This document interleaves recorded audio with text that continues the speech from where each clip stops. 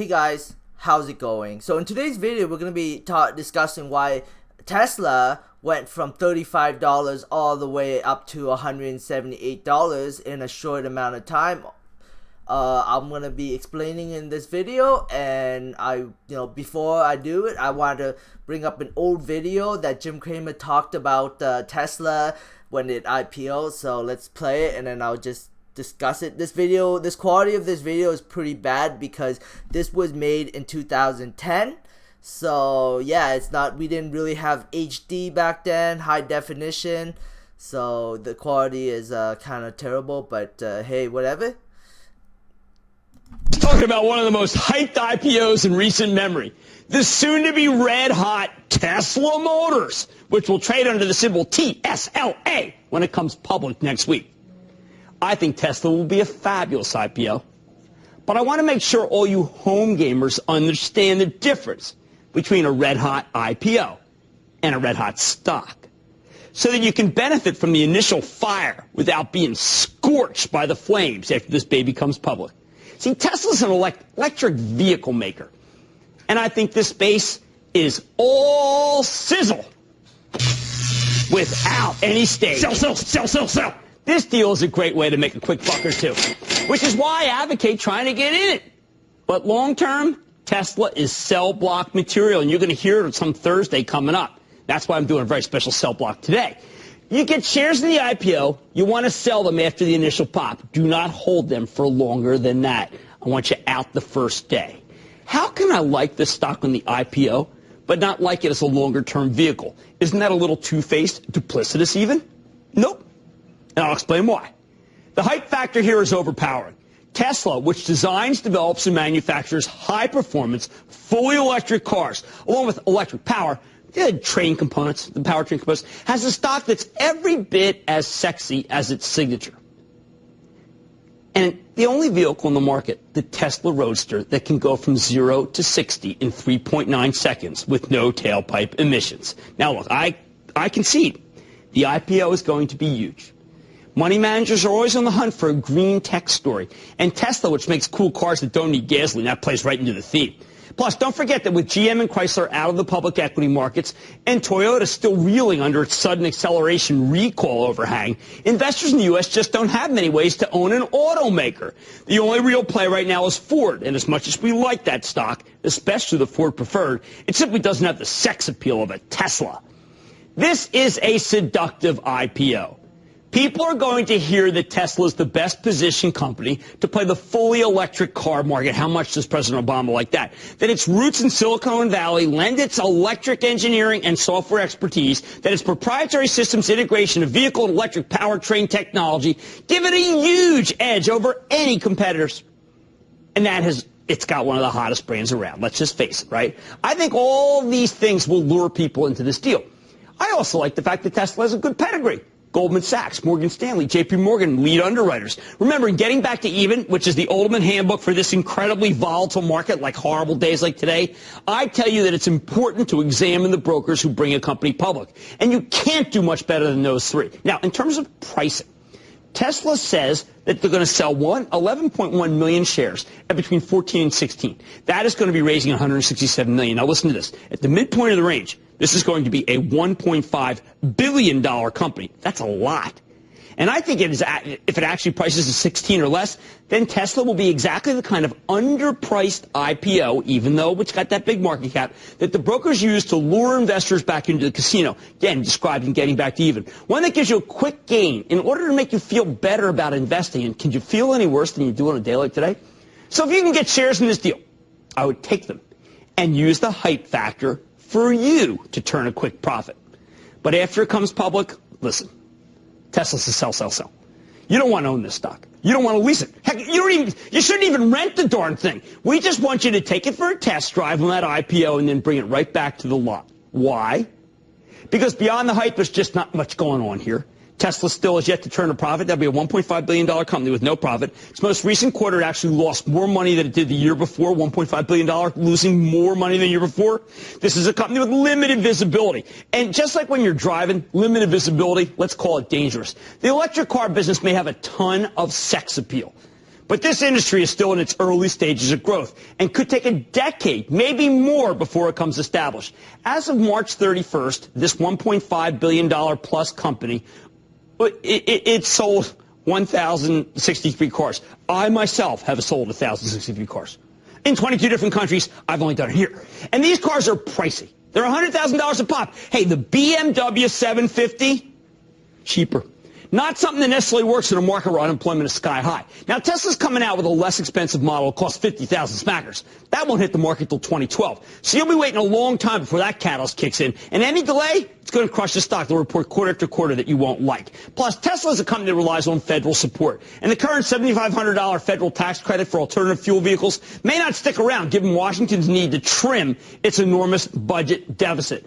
If a company feeds at the federal trough, we can't count on it in this environment. The same reason why we don't like the solar stocks here, even though oil's come back.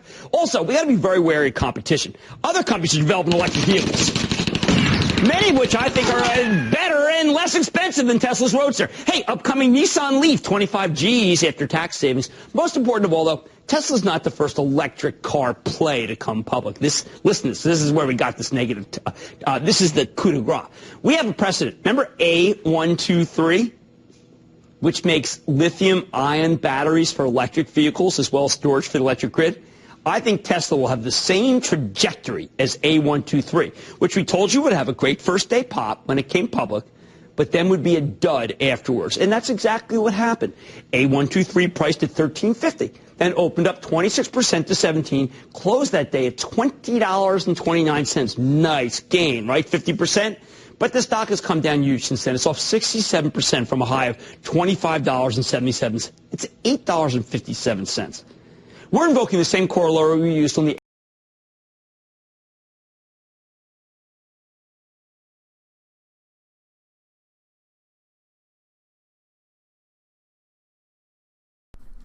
Sorry about that. I had problems putting my mic back in. I'm just double checking my audio. So yeah, sorry for that delay. So, you know, when it IPO'd around 19 US dollars. You know, and, you know, even though Jim Cramer was super bearish on it, didn't really move the stock down any further. And then by by the end of 2010, it was $30. It was trading around $30.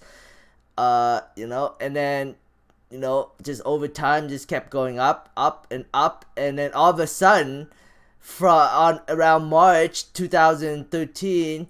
It skyrocketed. It started moving up in a big way and just skyrocketing all the way up to $190. Very, very similar to Aurora Cannabis. You know how it skyrocketed from $2 all the way to $12 or $14 in a few months. Same thing with Tesla. Back in 2008, when Tesla just started as a company, they only had one car. It was the Roadster, and it did extremely well. It sold out very fast. And, you know, but in around June 22nd, 2012, they came out with the Model S. This was the mid-range car that cost about $50,000. It was one of the fastest car on the market, and it was an electric car. It went from 0 to 60 miles per second in 2.5 seconds. And I honestly believe that a bunch of rich people bought this car and they loved it, and they decided to invest into Tesla stock before it was too late. So I'm thinking billionaires bought this car and they're like, oh, you know, this is such a nice car. I think I'll you know, and then they decided to, you know, a bunch of billionaires got together and decided to invest it into Tesla in a big way.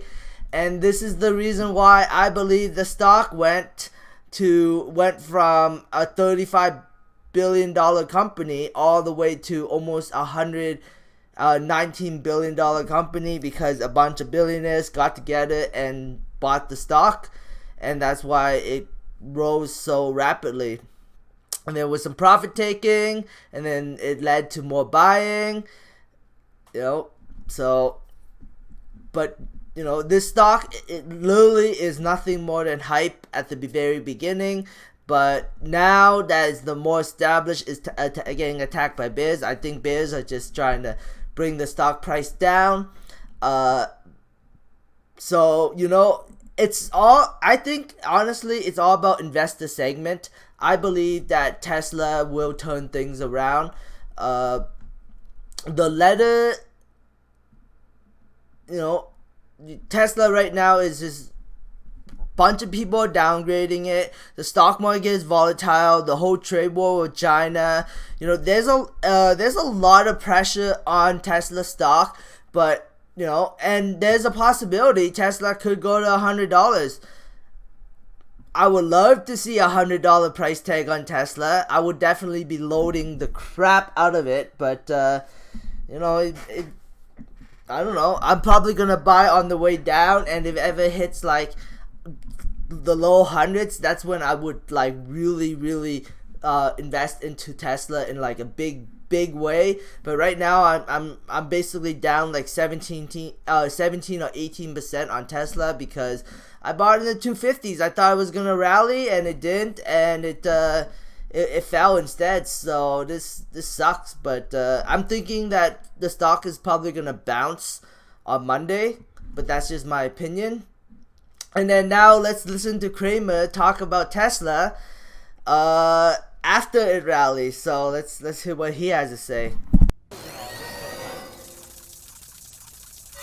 Holy cow, that Tesla just keeps going higher. It is, dare we say it, firing on all cylinders, speeding ahead up the chart. I mean, every auto cliche $10 billion company, you could divide it by the number of cars and say it's radically overvalued. Each car's worth $500,000, not the way to look at it. This is a total addressable market issue, and it's also a love issue. The customers love it. Consumer Reports love it. People feel that the electric car market could be gigantic. Against that, a lot of people felt that the company was overvalued at 30 and 40 and didn't think it was making money. It was. So consequently, you've got a long-short battle, and the shorts can't find stock. They issue stock last night, and the CEO buys a ton of it. Right. So, Elon Musk bought $100 million worth of his own stock. That's amazing. A lot of shorts were waiting for the big equity offering, so they felt that would be their chance to buy on it, or alternatively, that the borrow from the short selling will become easier. And you saw the stock trade at 92 down to 84 when you first saw the equity or the mixed securities, I said, and then you found out that it was equity offering. You said, oh boy, finally the tightness is going to end. The stock is going to go much lower. And then you see that Musk bought it, and then the stock flies back. And the analysts are all kind of caught because there's people with a $50 price target who have to raise the price target. This whole price target thing is proving to be a chimerical way to be able to bet against analysts. And so consequently, Deborah, what I see happening is that it's an ungameable situation. Reminds me a lot of Amazon. You called it a cult stock last week. Yes. So I said stay away from, don't short cult stocks. You can't. Okay, well, and the shorts are down. They had been at 30 million. Now we're at 27 million on the shorts. So, but look, I mean, I want to buy one. You wanted to buy one, but they told you had to wait 9 months. But not anymore. Now it's a 3-month wait. Some people say only a month wait for certain models, and I'm going to be test driving one. I sat in one. When I heard that it was 9 months, I just expressed no interest. But I think that this could be. I own an inn in Summit, New Jersey, and we were charging a Tesla this weekend, and it was just really cool. And I continue to think that even the shorts want to own the car.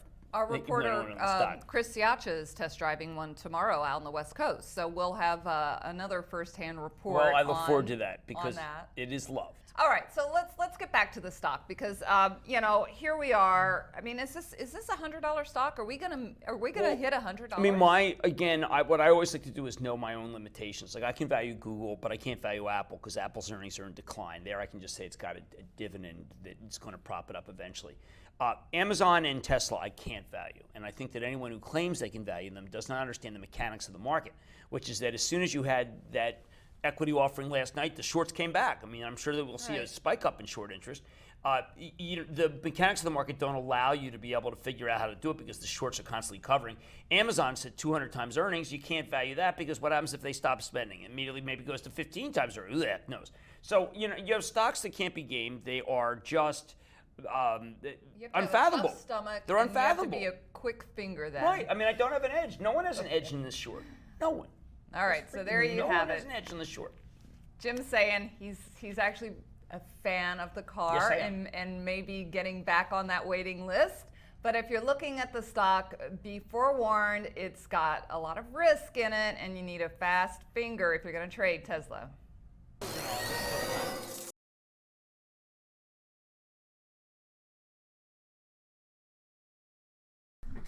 It's funny how they were talking about, when they were talking about the video, this was placed on May 17, 2013. Tesla on May, see, hold on.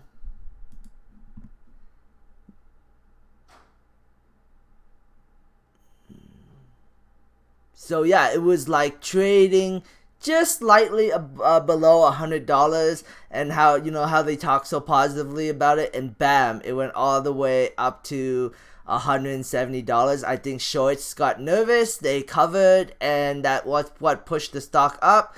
And then there was massive profit taking, and then after that, more massive buying from more billionaires. And the stock went all the way up to $244, traded sideways for a while. And then on November 2016, the stock shot all the way up to $379. I think the stock could totally go back to 185, or even the best case scenario, I'd love to see a 150 on this. That would be awesome if I saw it. I would, but ultimately it could go to $100. I don't know for sure. But anyways, that's it for my video. Thanks for watching. I hope you enjoyed the content. Give me a thumbs up, it helps my channel grow. Subscribe for future updates, and have a great day. Bye.